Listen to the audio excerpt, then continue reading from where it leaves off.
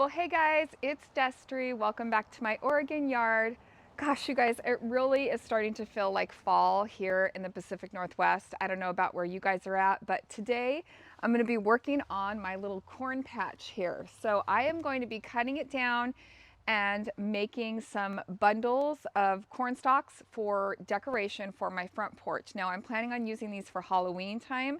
So I will take you along for the journey as we create a shock of fodder.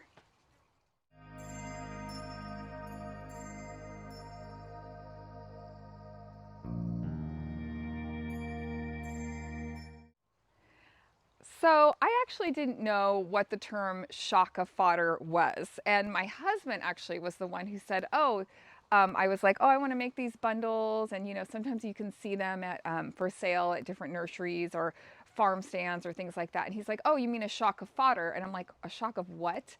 And I'm like, no way is that a thing. Sure enough, you guys, look it up. It's actually a thing. And that is the term for those corn stalk bundles that you see. So now you know that is what they're called. So I'm going to go ahead with my corn here. Now my corn is done for the season.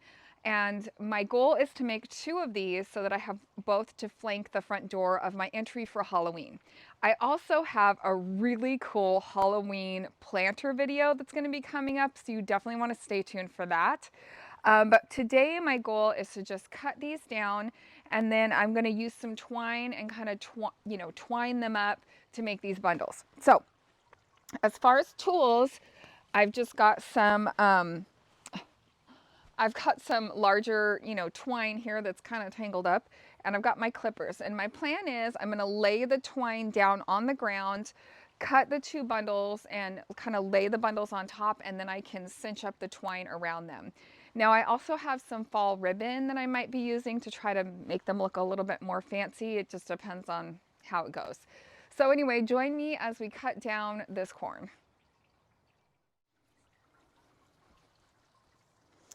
All right, so I gotta find the end of this string here. And this is just some I had laying around. And then I'm gonna leave it nice and long so that I have plenty to tie around. And I'm gonna make 2 pieces of it here. So tell me in the comments, how have you been kind of celebrating fall where you're at? Is it still super hot where you're at? Is it starting to cool down? Now our average first frost date usually comes up in October. So I know that I still have like a little bit of time. And I've been thinking about all the things I still need to get done. Like I still want to plant some garlic and like plant some fall crops and stuff. But honestly, it's been pretty warm here. I still have so many flowers in the yard. I've been cutting them every day and putting them out. That's not true. I haven't been cutting them every day. I've been cutting them every week, about a week, because the growth rate has slowed down a little bit for some of my dahlias and stuff. But I'm still putting out flowers on the weekends, on Saturdays and Sundays on my flower stand. And yesterday, you guys, I completely sold out. That's the first time that that's happened. Usually I have maybe 1 or 2 bouquets left at the end of the day.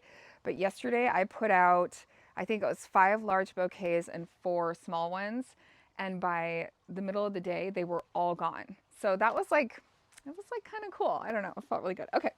Oh my gosh, you guys, Midnight is down here with this string. Oh my gosh, kitty. Okay. So we're going to go ahead. I'm just going to lay this on the ground so I can make my 2 bundles here. And then we're just going to kind of go for it and see how this goes. Now I do have my big clippers for the corn. I'm going to lay this one over here, I guess. Well, maybe I'll lay one here and one there. It might be kind of messy. We'll see. I have my big loppers, so I'm going to use this. I got to put my gloves on.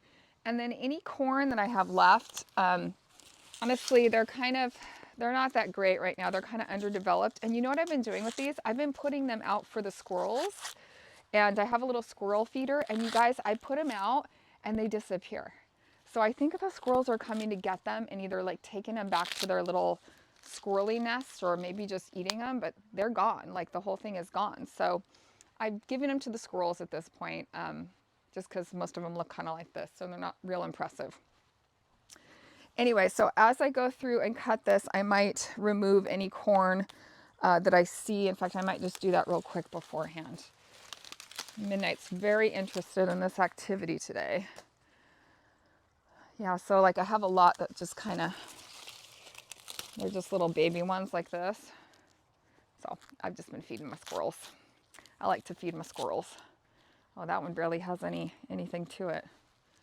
All right, so I'm gonna grab my gloves and then let's get after it.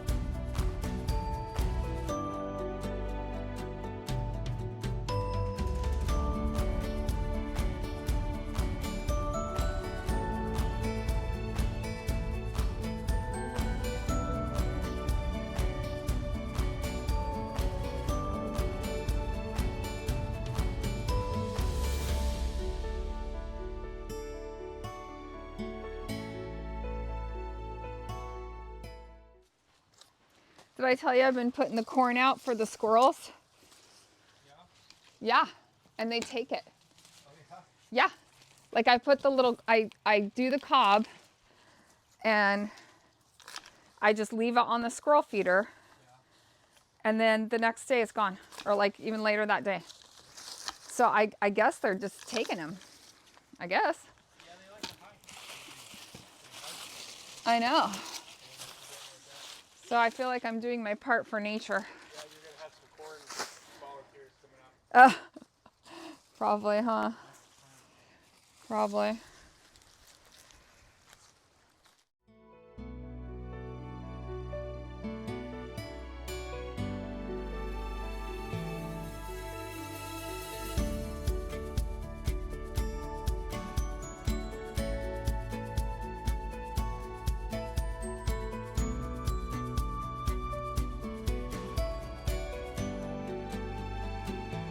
All right, now I gotta find my string here.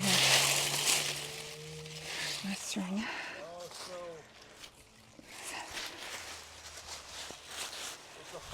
it's also a curse word. What? Shaka fodder is a curse word? Also a curse word.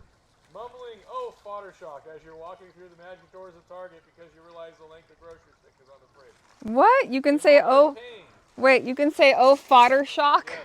And that's a curse? A moment of pain. You exclaim, ouch, fodder shock, after you stub your toe on the dining room chair leg. You exclaim, fodder shock, as a full carton of eggs slip out of your hands and crashes to the floor.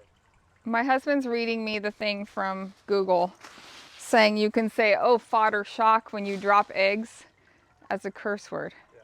And what else can you? Stub your toe. Oh, you stub your toe and you say, what do you say? Fodder, oh, fodder shock. Oh, fodder shock. Oh gosh, that's funny. Okay, so Corey, here's my question. Is this gonna work? You know what I think I'm gonna do? The top, not the bottom. No, I wanna tie them on the bottom and then I think I wanna cut them all straight. But I think I'm gonna have to do like a double wrap back around. Relax, I'll be going in a while. Yeah, that's what I'm gonna do. So I'm gonna like loop it and then I'm gonna cut the bottom straight so it sits nice. So I might need that like hacksaw thing. You know? What? What? Why? Fodder shock, it's like a teepee. I know, but I'm just gonna lean it up on the porch. You tie it higher so they spread out at the bottom. You tie it higher? I know, so I saw the pictures. Tie it higher so they spread out at the bottom. Okay, how much higher should I tie it? I would tie it about 230. Okay, so you come over here and show me where you think. Up more? You don't cut them off, you don't cut them off straight. Well, they're really, look, they're really uneven though. I know, but it's not gonna. That's the whole point of the. So I need to like scoot them up?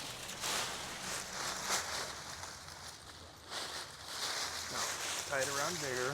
Around there. There. Like that? Yeah. Is that a good spot? And then these spread out. That's it. And they spread out. Oh yeah, okay. Is that good? Yeah, I think so. No, I'm gonna loop it one more time. I don't Here, think can you need to catch loop it? No, you don't loop it. Just tie it. Just. Well, I'm just gonna go around one more All right, time all right, so it's all right, like all right. tight. All right. Well, we have to let them spread out before we tie it real tight. Okay, so help spread them out. We gotta be able to stand. Is that good? And find even ground here.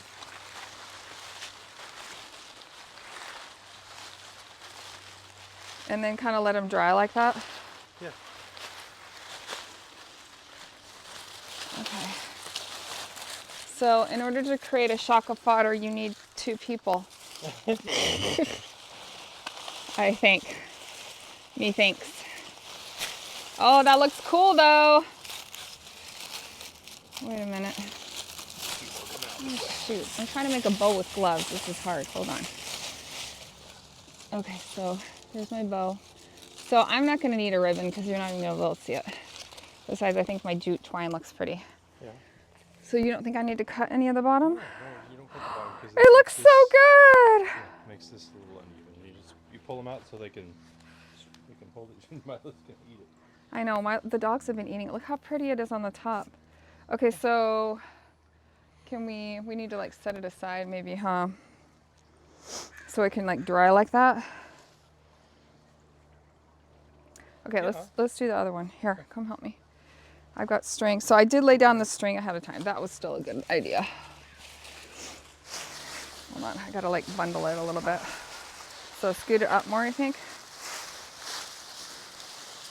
Hold on, I was gonna scoot it up more. Yeah, but we gotta. Hey, don't bend them. This one's not gonna be as structurally sound. I wonder why. Did I not put enough? I don't know. Maybe they just don't. They seem a little more flimsy. Yeah. But yeah. Maybe they'll stiffen up when they dry. Does that need to go up further? No. I think it's good.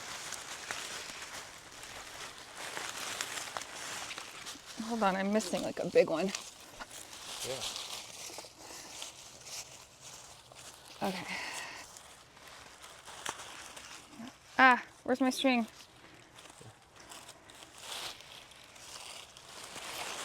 You already went down around this part.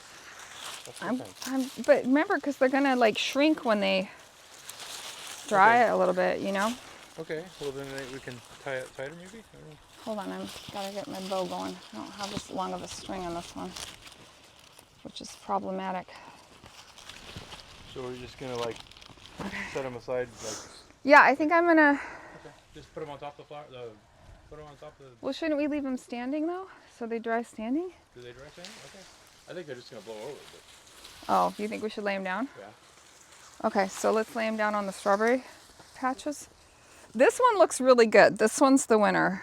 Yeah. The other one's kind of, but it'll be fine.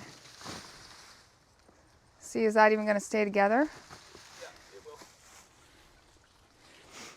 All right. You could always, I mean, if we're just gonna dry them, you could always put another piece of twine around this way, and then just cut it off when it's time to get them out.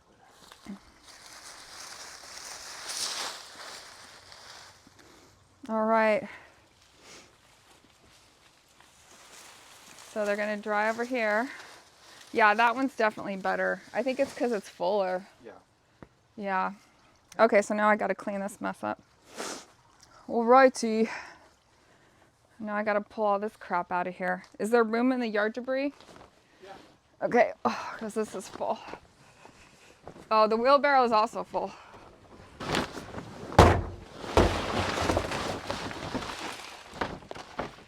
Whew, that stinks. Alrighty, now I gotta pull out all the roots of these because I wanna be done with this bed. So how hard are these gonna be to pull out? Oh my gosh. Okay, some of them aren't bad, but the big stalks, holy cow. This is gonna be, those are like in there. Okay, so whew, my husband helped me get them drying. So we're gonna dry them vertical, but let me show you what I just did. It's not real great. It's not real great. Anyway, and I'm gonna clean this up. And then some of the bigger stalks, like the roots are so intense that I don't think I'm gonna be able to pull them out. I think I'm just gonna clip them at the level of the soil and just like let them decompose in there. And I found a bunch of garlic that's coming up from when I planted garlic here last fall. So not a bunch, but there's a couple cloves in there, and then I'm just gonna weed. But let me show you what I just did. Rookie mistake. While I was clipping, look at this. I clipped this, and I also clipped my drip line. So that's super special. Dang it. Anyway, there's my shocks of fodder. They're gonna dry over here. Here's all the corn that the squirrelies are gonna get. They're gonna be very happy. But yeah, I'm gonna clean this bed up. And yeah, these little ones, like if they're little, I can just pull them out pretty easily. But these ones, like look at the roots on some of these. Let me see if I can find one. Like look at the roots on that one. See those roots down there? Like they are in there. Look at this guy.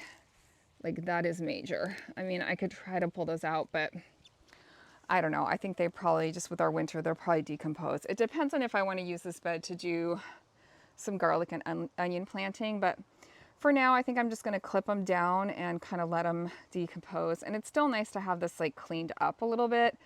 And it's gonna be fun to watch these dry and then put them up for Halloween. It's gonna be good. So I'm just gonna finish up this bed, and now I have to repair my drip line. So that's super special. Darn it, rookie mistake.